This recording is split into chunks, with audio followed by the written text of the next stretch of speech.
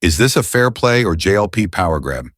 Meanwhile, the PNP is crying foul over Juliet Holness reappointed and strongly rejects her as Speaker of the House. This is a big conflict of interest.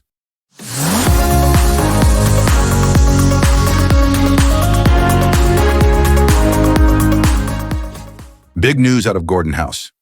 Juliet Holness is back as Speaker of the House of Parliament, but the deeper question remains. Is this good for democracy, or does it raise more red flags than reassurance? Is it another move that weakens trust in our system? Now, on the surface, some might argue that Juliet Holness brings experience and stability. She knows the procedures, she has sat in the chair before, and for those who prefer continuity, this might look like a good thing. But let's be real, from the People's National Party's perspective, this appointment is a major problem. Juliet Holness is not just another MP. She is the wife of Prime Minister Andrew Holness, head of the JLP, and that connection casts a long shadow over her ability to be impartial.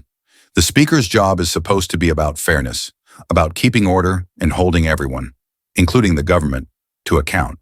But can the wife of the JLP leader really be seen as neutral? Even if she tries to be fair, the perception of bias alone is enough to damage trust in Parliament. And that is exactly why the PNP didn't hold back.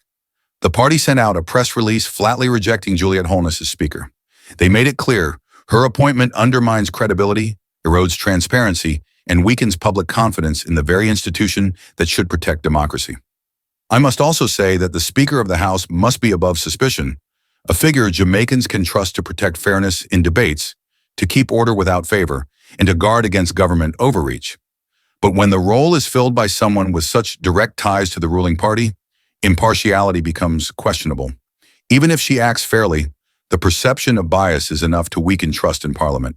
This appointment also risks setting a troubling precedent, that the Speaker's chair is not about independence, but about loyalty. In a democracy where checks and balances are already under pressure, that is a dangerous road to travel. Yes, Juliet might have experience, but democracy is not just about rules, it's about trust. And when the Speaker's chair looks more like a family extension of the ruling party, Jamaica loses confidence in its parliament. So what do you think? Is Juliet Holness's return a stabilizing move, or is it bad news for our democracy? Drop your comments below, and don't forget to like, share, and subscribe for more political updates right here.